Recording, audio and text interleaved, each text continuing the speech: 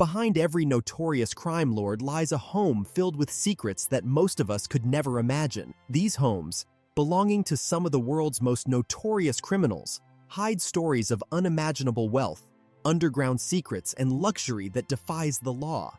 From hidden tunnels to rooms stuffed with illegal goods, each home has a dark history. Stay tuned till the end as we take you inside the homes of the biggest drug kingpins and mafia bosses, revealing the secrets that made them legendary. Let's begin. Carmine Agnello's Long Island estate. Carmine Agnello, known as the Bull, was a significant figure in New York's Gambino crime family. He gained even more prominence after marrying Victoria Gotti, the daughter of John Gotti, one of the most powerful mafia bosses, in 1984. Together, they lived in a grand 5-bedroom estate located in Westbury, a village in Long Island. The couple raised their 3 sons there, but after Agnello was sentenced to 9 years in prison, his wife filed for divorce and took ownership of the home. The estate boasted a large living room, a luxurious library, and stunning bedrooms, each equipped with a 4-poster bed. One of the most remarkable features of this mansion was the large ornate columns found in almost every room, adding to its grandeur. Despite its beauty, the house had its share of drama. In 2016, the FBI raided the property as part of a tax evasion investigation, and since then, the home has been listed for sale several times, priced at around $3.5 million. Its notoriety and connection to the crime world have made it infamous, and its history only adds to its mystery. Joaquin El Chapo Guzman. According to local sources in Mexico, at the height of his wealth, El Chapo Guzman owned luxurious homes on every beach across the country. Recognized as one of the most notorious drug lords in history, El Chapo played a significant role in the cocaine trade during the 1990s. His enormous profits from the drug business fueled his extravagant lifestyle. He was so wealthy that he owned exotic big cats, frequently flew to Switzerland for anti-aging treatments, went on gambling adventures in Macau, and traveled by private jets. But perhaps his most treasured asset was a $10 million mansion located in Acapulco, a glamorous Pacific Coast resort city. This mansion was an example of the lavish lives of top drug kingpins. It featured swimming pools, a tennis court, and even a private zoo. The zoo had its own miniature train that allowed visitors to ride around and admire the lions, tigers, and panthers. Former Sinaloa cartel pilot Miguel Angel Martinez also recalled seeing a yacht docked nearby. However, by 1993, with tensions rising within his cartel and mounting pressure from US and Mexican authorities, El Chapo abandoned the property. He fled to a ranch he reportedly owned in Tonala, Jalisco, before relocating to Mexico City, where he stayed in a hotel for about 10 days. During this time, he entrusted one of his associates with $200 million to ensure his family was taken care of in case something happened to him. He handed over an equal amount to another employee to ensure the Sinaloa cartel's operations continued smoothly in his potential absence. In 1993, El Chapo was captured in Guatemala, but made a daring escape from prison in 2001. He was rearrested in 2014, only to escape once again in 2015 from a high-security prison through a 1.5 kilometers tunnel, which began beneath the shower in his cell. Eventually, in 2018, the Mexican government raffled off his once grand mansion, Wallace Thrasher. In the 1970s, Wallace Thrasher is said to have established a large-scale operation that smuggled massive amounts of marijuana and cocaine into Western Virginia. From there, distributors funneled the drugs up to major cities like Chicago and Detroit. His preferred method of transportation was private airplanes, which made it hard for authorities to track his movements. His success in the drug trade was reflected in his lavish lifestyle. Thrasher and his wife, Olga, owned a 10-acre estate in Florida, but they were drawn to the tranquility of Little Creek Valley in Bland County, Virginia, where they eventually settled. Despite whispers about the true source of their wealth, the Thrasher family was treated like local celebrities. Although the rumors persisted, they never escalated beyond that. He managed to stay ahead of the law for a decade until October 17, 1984, when one of his pilots crashed an airplane loaded with marijuana into a mountainside. This incident caught the attention of both the local media and federal authorities. His name was soon linked to the plane, as he had been paying the hangar and maintenance fees, leaving little doubt that the aircraft was his. A few weeks later, just as investigators were closing in on him, reports surfaced that Thrasher had died in a fiery plane crash in Belize, with his body burned beyond recognition. Many, however, believed he had faked his death. His wife even held a funeral for him. The investigation continued, leading to the largest drug bust in mid-Atlantic history in 1986. The DEA seized over $150 million in cash and drugs, though their primary target, Thrasher, eluded capture. Legend has it that he left behind a photo of himself sitting atop a pile of cash, mocking the agents pursuing him. His Florida mansion still stands abandoned, and to this day, Wallace Thrasher remains a mystery. Darren Odell Jones. In 2010, the United States Marshals put a lavish North Houston mansion up for auction. This property once belonged to Darren Odell Jones, a notorious former drug kingpin. The expansive 8,000-square-foot 5-bedroom estate opened for bids starting at $491,000. Potential buyers had the opportunity to submit their offers online, with the final auction taking place on March 30, 2010. Jones, the mansion's previous owner, was serving an 11-year prison sentence for operating a massive drug ring in Houston, Texas. His operation, according to investigators, distributed thousands of pounds of cocaine and had strong connections with Mexican drug cartels. As part of his sentence, Jones also agreed to surrender several assets, including a 2007 Mercedes S 550, a 2006 Maserati, a 2007 Chevy Avalanche, a 2002 Saturn Vue, a 2001 BMW X5, and $1 million in drug money. Pablo Escobar's Miami mansion. Pablo Escobar didn't limit his real estate portfolio to just Colombia and Mexico. He also owned impressive properties in the United States. Among these was his eye-catching pink mansion in Miami, Florida, which was as extravagant as it was notorious. This luxurious estate not only boasted opulent living spaces, but also functioned as a cash stash house.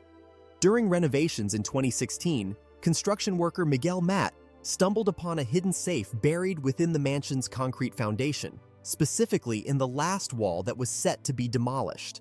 This combination-locked safe measured 2 feet by 2 feet and weighed several hundred pounds.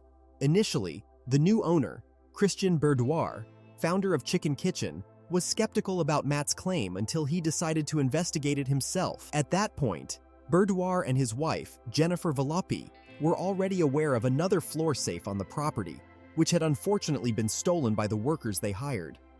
Determined not to let that happen again, they carefully had the newly discovered safe transported on a flatbed truck to a secure location.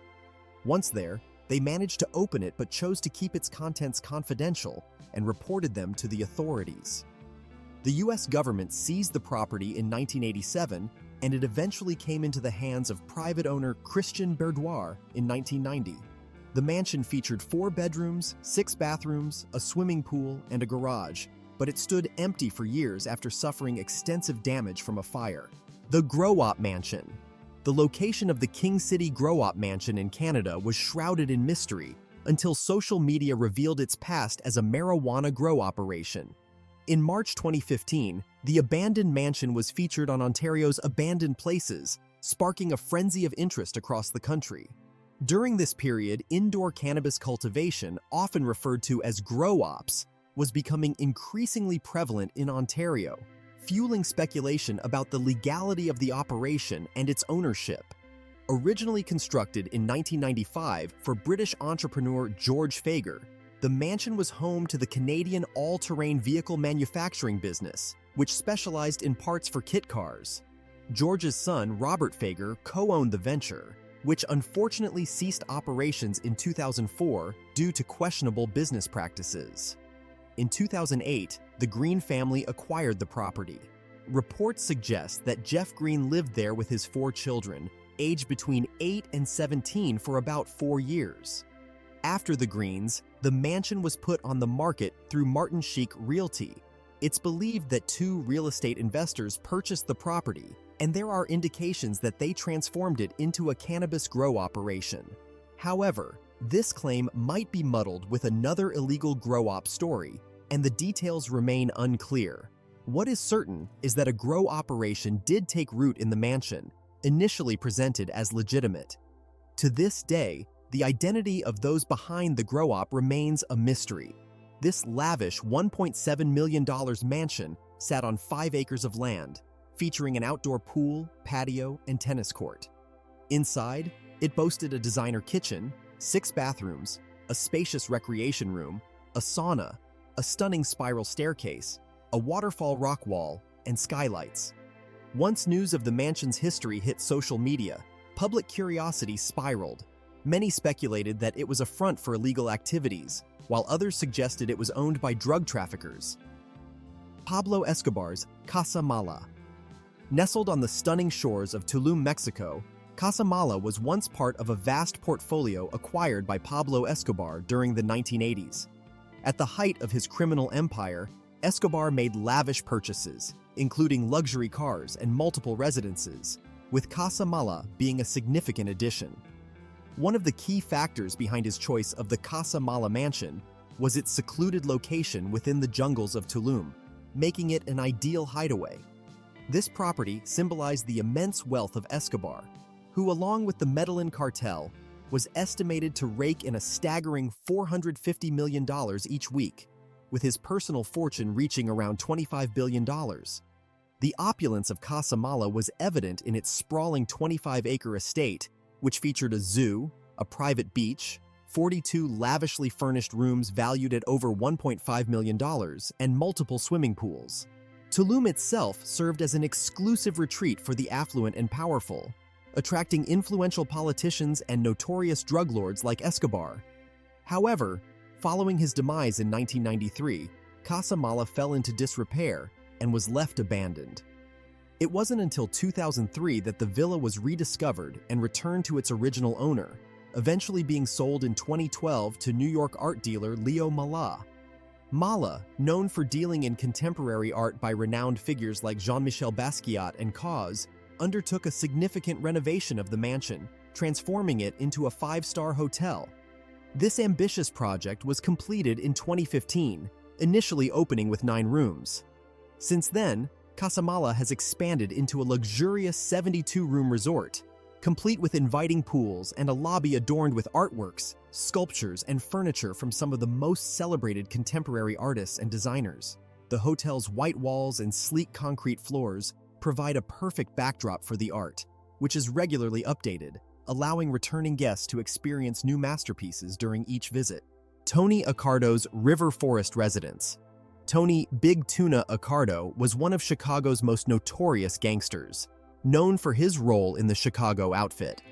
His home in River Forest, located on Ashland Avenue, reflects the kind of lifestyle Accardo led during his time at the top of the mob world.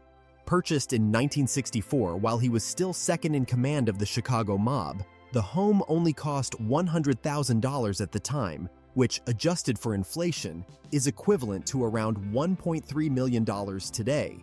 This 5-bedroom mansion was the site of one of the most well-known incidents involving Accardo. After his home was robbed in the 1970s, several men believed to be connected to the robbery were later found dead. This was widely believed to be the result of orders from Accardo himself. The mansion stayed in the family for some time, but after Accardo's death in 1992, it was eventually sold for $1.1 million. It may look like an average suburban home from the outside, but its history is tied to one of the most powerful mobsters in American history. Petzao's Slum Mansion.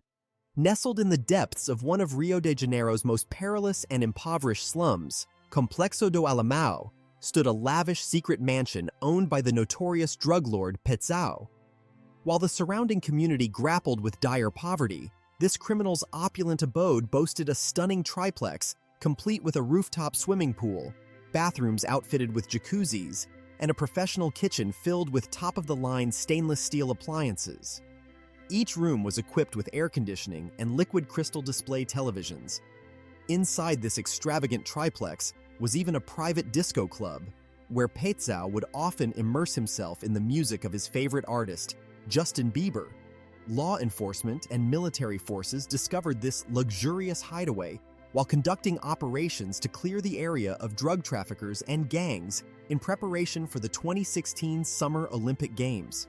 Prior to these interventions, favelas like Complexo do Alemão were firmly under the control of criminal organizations, and police were effectively barred from entering. The authorities took 3 hours to navigate to the mansion, which was perched atop a hill, giving the criminals an extensive view of the entire neighborhood. In a frantic bid to hide his illicit treasures, Pizzao demolished walls in his residence to stash away drugs, money, and weapons before escaping from the government's assault. Nevertheless, police successfully seized 6 tons of drugs along with a significant cache of weapons during the operation. Amado Carrillo Fuentes' La Fortaleza, the notorious former leader of the Juarez cartel, infamously dubbed the Lord of the Skies, constructed a lavish $4.5 million mansion in Jardines del Pedregal, a posh neighborhood located south of Mexico City. Known as La Fortaleza, this sprawling 2-story estate spans over 10,000 square feet and features an indoor pool, expansive gardens, and ample garage space for up to 30 vehicles. Inside, the opulent residence includes a bar complete with a wine cellar, 9 spacious bedrooms, 6 jacuzzis, multiple closets and dressing areas, a massive kitchen, a steam room, a library, and even a life-size playhouse for children. La Fortaleza was confiscated from Carrillo in January 1995, just 2 years prior to his untimely death, turning the once coveted mansion into a burdensome asset, a trophy that no one wanted. While this mansion served as Carrillo's operational hub, he was forced to flee as law enforcement and rival factions began to close in. Despite owning numerous properties across Mexico, Carrillo was unable to settle in one location for long, as he was a target for authorities in Argentina, Colombia, the United States, and Mexico. To evade capture, he underwent several cosmetic surgeries to alter his appearance. Tragically, he lost his life during a botched procedure in 1997. Years after his passing, his former home became a significant liability for the Mexican government. Attempts to raffle off the house in a lottery were met with minimal public interest.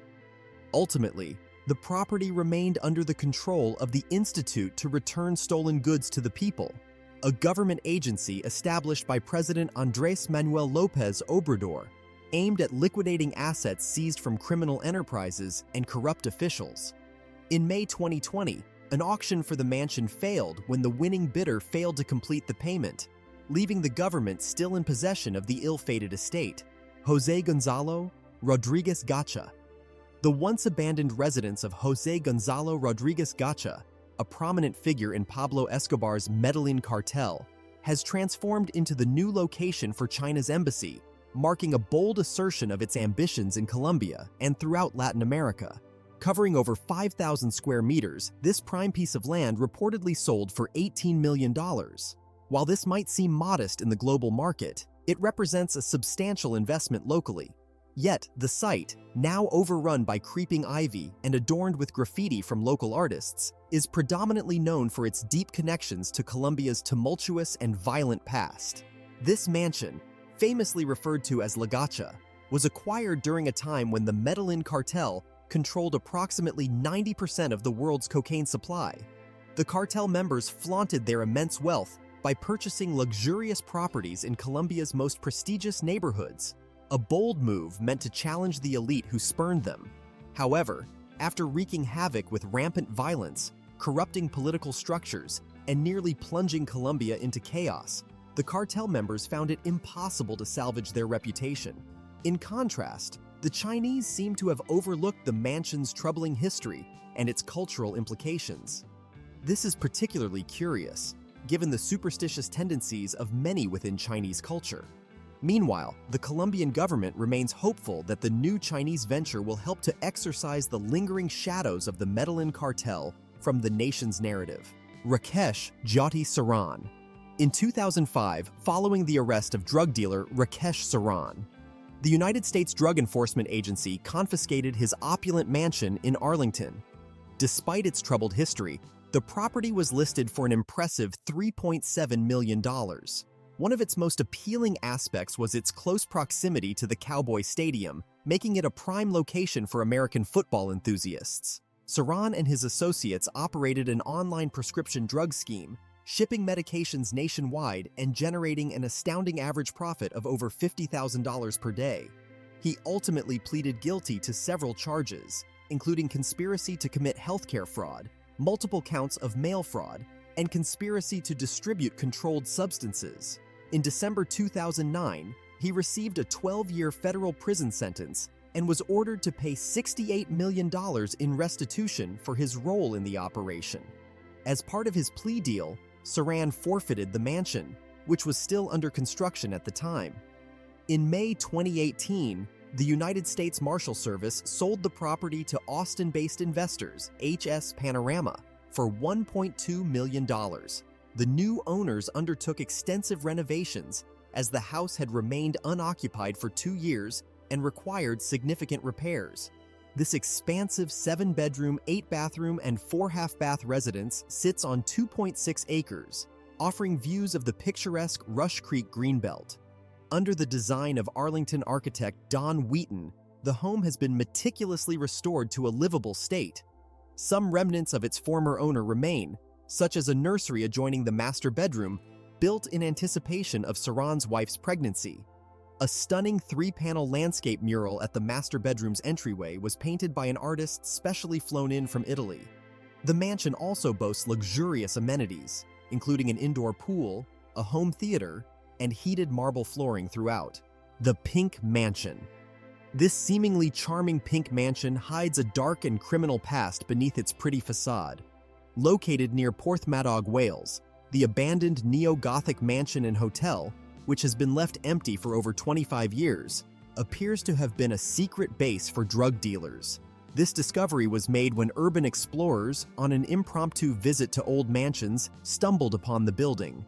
Photos taken by the group revealed that the mansion had been used to grow cannabis, with power supplies and farming equipment still visible inside. One striking image captures the building's stained glass windows, a reminder of the elegance and grandeur that once defined the property. But that sophistication has long faded. Built in 1750, the Pink Mansion was originally the home of Thomas and Hannah Jones. Their son, the well-known landscape painter, Thomas Jones, inherited it in 1789. The mansion later passed into the hands of wealthy heiress Clara Thomas before being auctioned off in 1952. It was then bought by 2 couples who transformed it into a hotel and pony trekking center, one of the first in Wales. The hotel eventually shut its doors in 2008 and was purchased by a London businessman, but it has remained abandoned ever since. While evidence points to the mansion being used as a cannabis farm, there is no indication that the owner was involved or even aware of the illegal activity. Despite the suspicious circumstances, authorities have not pursued any legal action against the businessman, whose identity remains a mystery. Bugs. Moran's Chicago Hotel Suite. George Bugs Moran, another infamous gangster, lived a life of luxury at Chicago's Parkway Hotel. Moran's life in this hotel suite wasn't just a place to sleep, it was his permanent residence for over 10 years. The suite offered all the comforts a notorious mobster could want, with access to a grand ballroom, a high-end restaurant, and of course, a speakeasy for those private moments with associates. What made this location even more convenient was its proximity to Moran's illegal operations. The hotel was just minutes away from where his gang stored their booze and counterfeit goods, making it easy for him to manage his criminal empire from the comfort of his suite. Though Moran's life eventually took a turn for the worse, he was imprisoned in 1939 and died in 1957, the hotel remains a piece of Chicago history. Today, it has been transformed into modern apartments, but its gangster past still lingers. Pablo Escobar's Hacienda Napoles. One of Pablo Escobar's most opulent properties, Hacienda Napoles, was a notorious estate situated in Puerto Triunfo, Colombia. This lavish property, owned by the infamous drug lord, boasted extravagant features such as a private zoo, a bull ring, an airstrip, and a lake. Hacienda Napoles stood as another powerful symbol of his wealth during his time as one of the world's most feared drug traffickers. Strategically located on the main road between Bogota and Medellin, the estate included a Spanish colonial-style mansion, a sculpture park, and a zoo filled with animals from across the globe, including antelopes, elephants, exotic birds, giraffes, hippos, ostriches, and ponies. After Escobar's death in 1993, the estate was entangled in legal issues and fell into a state of neglect. Eventually, the Colombian government seized control of the property, transforming it into a theme park.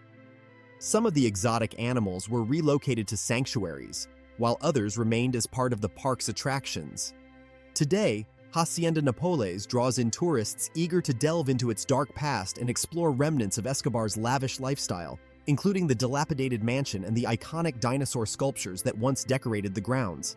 Davis Leonel Rivera, the infamous leader of Honduras's Cachiros cartel, Javier Rivera, who admitted to being involved in at least 78 murders and began cooperating against his former associates. Today, both Rivera and the man he helped take down, ex-Honduran President Juan Orlando Hernandez, are in the custody of U.S. authorities. Meanwhile, Rivera's extravagant mansion, once home to a range of exotic animals from tigers to hippos, is now under the control of the Honduran government. The estate housed 58 different species of animals and included attractions like a zip line, a mini train, and a go-kart track with only one functioning go-kart.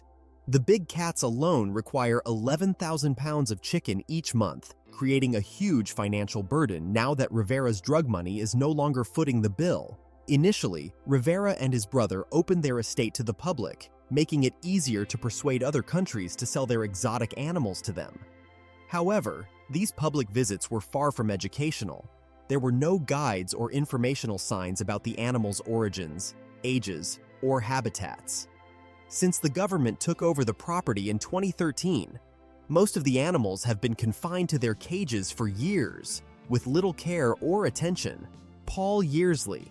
You'd think a drug dealer would know better than to flaunt their riches, but it seems Paul Yearsley missed that lesson.